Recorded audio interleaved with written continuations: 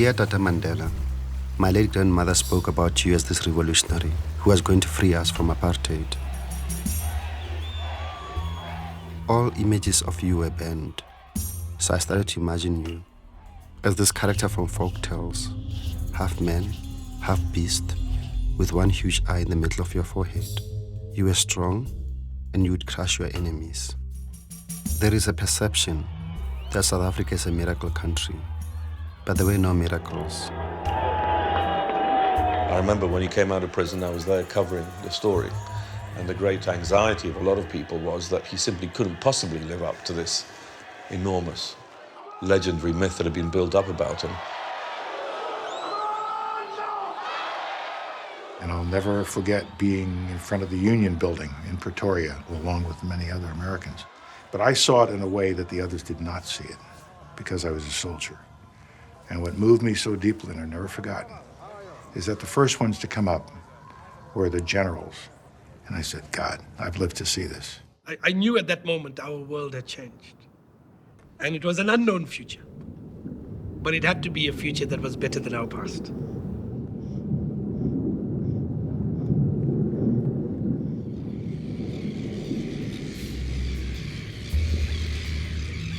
Politicians remind people from time to time that you are free. Nelson Mandela freed you. And they end up believing that, even though they stay in the most degrading and appalling conditions. You remember Bishop Tutu crying on TV, saying, I beg you to say sorry. Fuck that! I'm an artist. I've gone to art school. I've tried drawing my sister. And I could only draw what I saw in the morgue, but I can't draw my sister, like a whole person. Of course, I remember them clearly. I remember their eyes. I see their eyes. Very cruel, vicious men. So they bent the body for about 9 hours. They said they wanted to make sure there was not a bone left. They acted like cannibals, even to say that his flesh was smelling good.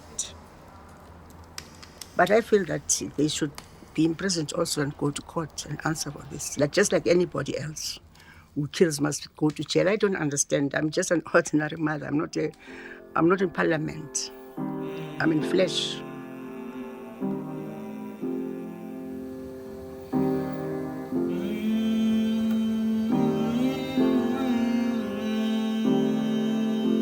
We believe that no South African should ever forget the crimes committed in his name. We, however, know that we must forgive. Ultimate force to change others' mind is affection, love, forgiveness, not anger, not aggressiveness.